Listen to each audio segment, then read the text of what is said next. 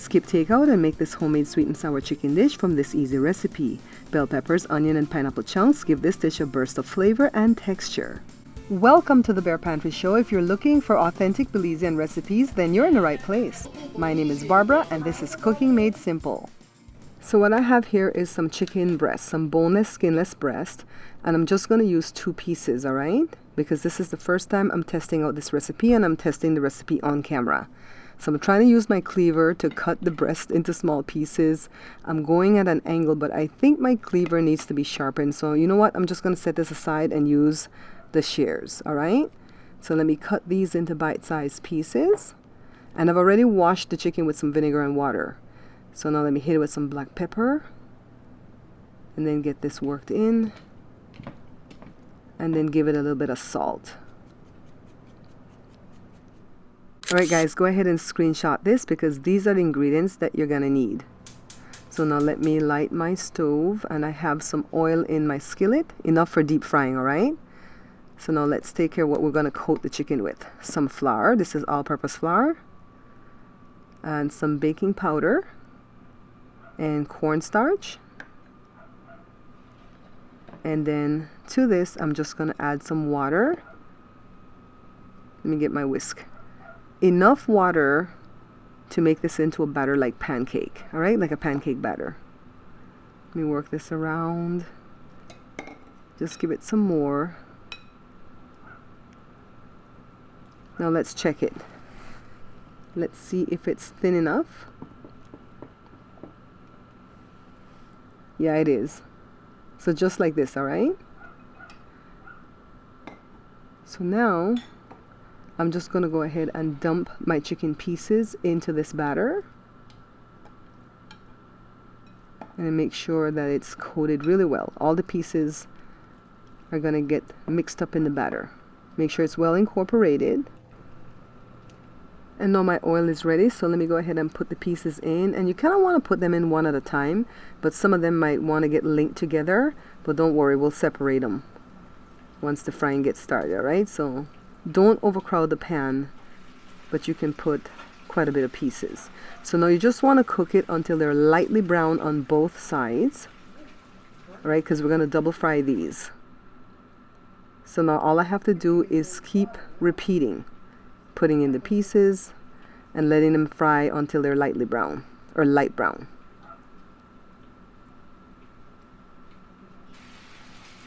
Alright, so now what I'm doing is putting them back in the pan and frying them now until they're going to be golden brown. Now this is all I have in the way of veggies. A little piece of red bell pepper and a little piece of orange. In Belize we call this sweet pepper, right? And then we're going to need some onion too. Alright, so let me slice some of this onion and cut it into some big chunks and separate them and get some more. Right, so let's take care of the sauce. Oh, we're going to need pineapple chunks too, so I have some left over from a prior recipe. Let's take care of the sauce now. We're going to need tomato sauce, strawberry jam, brown sugar, some salt, and some distilled white vinegar. Let me start with about 4 ounces of the tomato sauce, and then the brown sugar, the salt, and the strawberry jam. And you guys have the ingredients already from prior in the video, right? So the distilled white vinegar. Give this a stir. It's already starting to look like sweet and sour sauce, right? It has that deep red color because of the tomato sauce and the jam. So let me take care of my meat. I don't want it to burn or get overcooked. And you double fry it because you want it to be crispy and not fall apart when the sauce gets on top of it. So I've just dumped some cornstarch slurry into my mixture. Then I'm dumping the veggies in. And then now I'm going to move over to the stove. And I want to just allow the vegetables to cook, especially the onion. I don't want it to be too raw, but not too soggy either. So just add a little bit of water as you need to and allow the onions to cook a little bit. The peppers are done quicker than the onions. Put a little bit more water. Give this a stir. And it's going to thicken up because of the cornstarch, all right? So now let me go ahead and put my chicken pieces back into the sauce. We're almost done, guys. And I'm going to put some first and toss it because it'll be easier to coat. You mix it up. You know, I think the sauce is just enough for this amount of chicken, 2 chicken breasts. So let me tell you what happened, guys. I did all this. I went outside and took my thumbnail picture, came back in and finished off the show. And then I lost the footage because I had to reformat my memory and I forgot that it was on there. So now I have to redo the whole dish. So let's start again on day 2. I have some breast cutlets here. And let me go ahead and get it washed off with distilled white vinegar and water. I'll be right back. So here we are, cutting it into bite-sized pieces. And then hit it with some salt, some black pepper. And this time around, I'm going to ramp it up and add some cayenne. Alright, you don't have to do this if you don't like it hot, but the kids suggested this. Let me go ahead and get it mixed in. Now let's take care of what we're going to coat the chicken with. The flour, the cornstarch, the baking powder, the water. And then I'm going to stir this into a paste. So you guys are kind of getting a twofer because we're redoing, alright? And to this, I'm going to add a couple tablespoons of vegetable oil, canola oil to be exact. And then pour everything on top of my meat. Get it all incorporated, and then we're going to fry again. Again, we're going to fry it first to make it light brown. Remove everything, and then put them back in to make them goldeny brown. Here's the list of the ingredients from the first time around. I only use a half a cup of brown sugar. I'm going to change it now to 3/4 of a cup. And I'm going to double the recipe because I'm making more chicken, so I know the sauce is not going to be enough. So the tomato sauce, the brown sugar, it's all doubled, alright? And the distilled white vinegar. Now let me light my stove for my big skillet.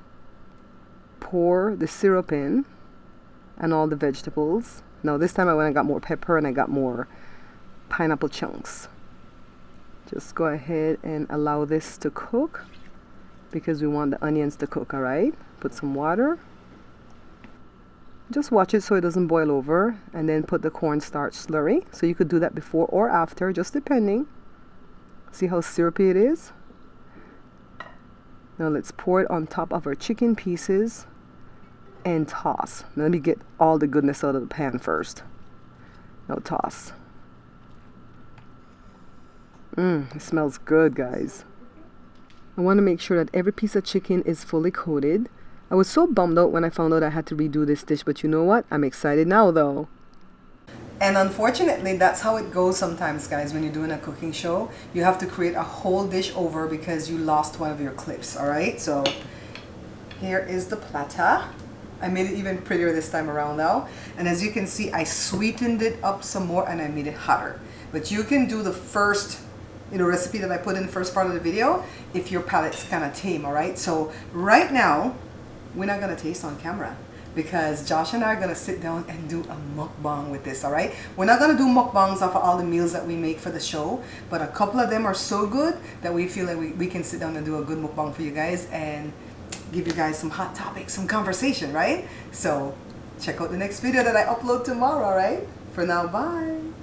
Thanks for watching. If you're seeing me on Facebook, don't forget to follow and like the page and put me in your watch so that you can know when I upload another video. And if you're seeing me on YouTube, don't forget to subscribe and hit that notification bell so that you don't miss any of my uploads. Bye now.